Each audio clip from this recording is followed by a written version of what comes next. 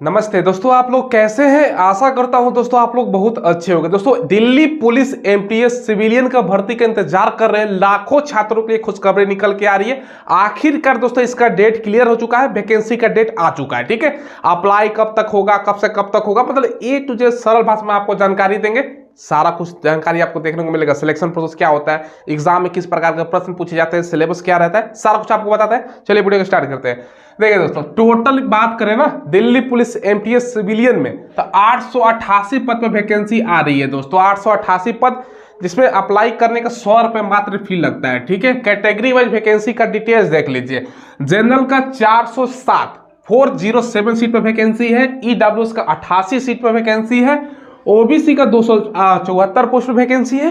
बाकी एससी का 58 है और एसटी का 61 पोस्ट पर वैकेंसी है। देखो दोस्तों, ये ऑल इंडिया लेवल की वैकेंसी है, यानी भारत के आप किसी भी कोने के, दिल्ली के अलावा जैसे यूपी, बिहार, हरियाणा, राजस्थान, कहीं के भी रहने वाले हो ना, खुद के कैटेगरी में आपको अप्लाई करना है। जिस कैटेगरी में आप अपने स्टेट में आते हैं, यानी कि आपको जनरल में, क्योंकि ये दोस्तों सेंट्रल गवर्नमेंट की वैकेंसी है, तो खुद के कैटेगरी में अप्लाई करना है। All India male female candidate apply कर सकते हैं। ठीक है, कैटेगरी वाइज हमने सीट बता दिया।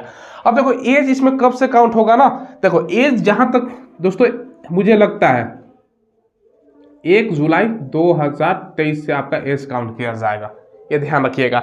18 से लेकर 27 साल तक एज होता है। अब सवाल उठता है कि अप्लाई कब से होगा ना, देखो अप्लाई का डेट यहाँ नीचे लिखा हुआ है। 1 अक्टूबर से लेकर 31 अक्टूबर तक आपका फॉर्म भरा जाएगा।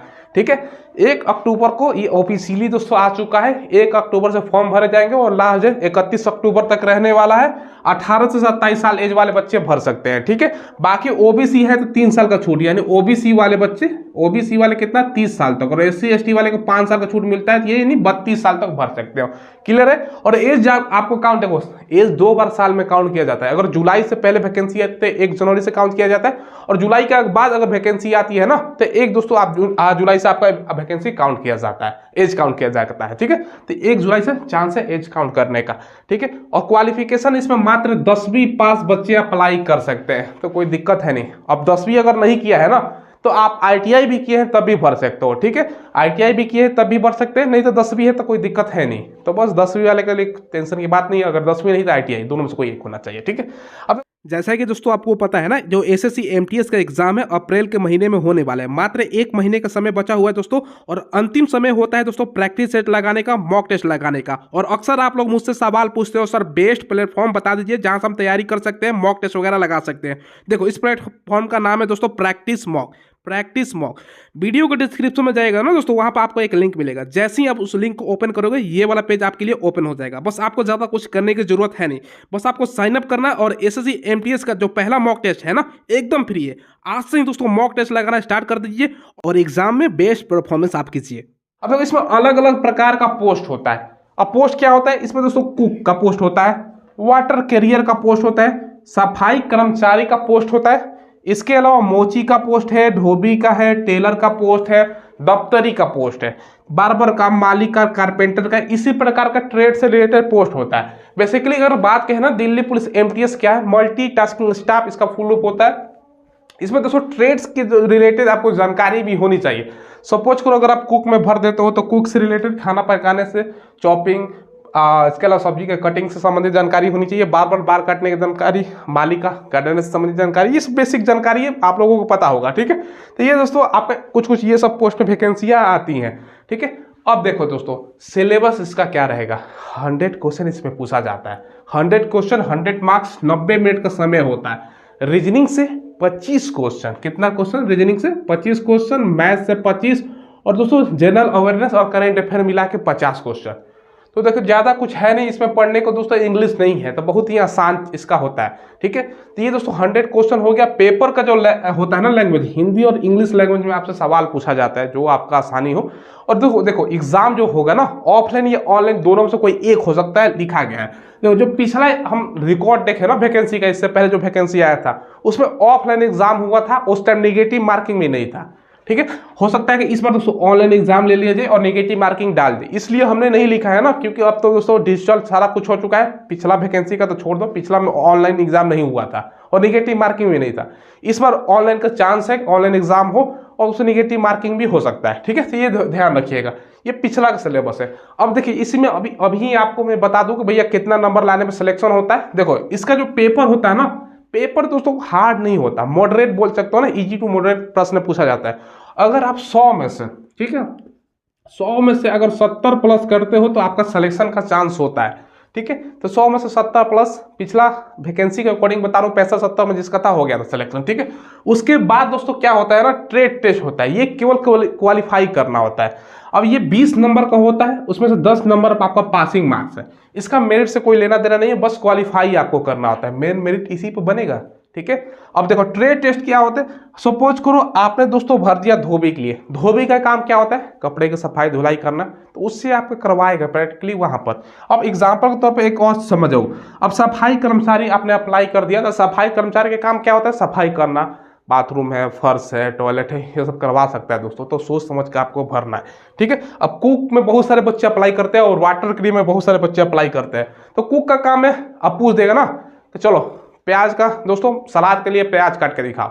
अब सलाद का प्याज का कटिंग अलग होता है और सब्जी का प्याज का कटिंग अलग होता है, ये नहीं कि दोनों मिक्स, तो वो सब जानकारी होनी चाहिए। और कुछ इंग्लिश में शब्द पूछ देगा कि बताओ भैया कि आप हल्दी को इंग्लिश में क्या कहते हैं, टर्मेरिक, तो ऐसे सवाल भी पूछ सकते हैं। तो ये सब हम आगे आपको बता देंगे, जब वैकेंसी आता है ना पूरा डिटेल्स हम ट्रेड टेस्ट के नॉलेज आपको दे देते हैं, ठीक है। पिछला वैकेंसी में हमने दिया था, ठीक है, बीएसएफ का जितना भी ट्रेड्स का आता है उसका, ठीक है।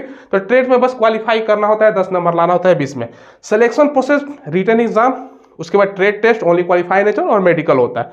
सैलरी 28,000 प्लस आपको सैलरी मिलेगा, प्रथम मंथ की बात कर रहा हूँ, पहला महीना 28,000 से ज़्यादा आपको मिलने वाला है, ये चीज़ ध्यान रखिएगा।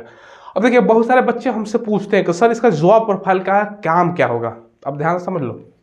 जैसा कि मैंने बताया ये दिल्ली पुलिस में एमटीएस सिविलियन का वैकेंसी है, तो दिल्ली पुलिस में ही आपका जॉब। अब जॉब लोकेशन भी आप लोग पूछते हो कि सर जॉब लोकेशन क्या रहेगा, ये भी बता दो। देखो जॉब का जो लोकेशन होगा ना, नाम से ही पता है कि दिल्ली में ही आपका जॉब करना होगा। आप कहीं की भी रहने वाले, दिल्ली में आपका जॉब का लोकेशन होगा, ये चीज ध्यान रखिएगा।